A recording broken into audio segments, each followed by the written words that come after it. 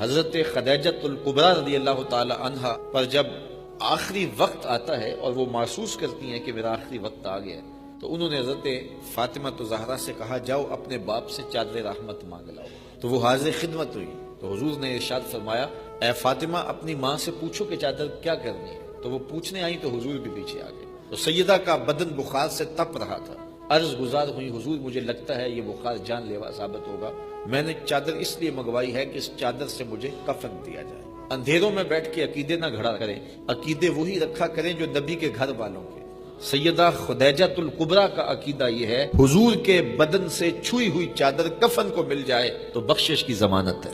تو کہا حضور میں نے چادر اس لیے منگوائی ہے کہ اس چادر سے مجھے کفن دیا جائے۔ تو یہ بات سن کر حضور کی آنکھیں نمناک ہو گئی اور حضور نے فرمایا خدیجہ تو نے چادر مانگی ہے، اگر تو میری جلد بھی مانگتی وہ بھی اتار کے دے دیتا۔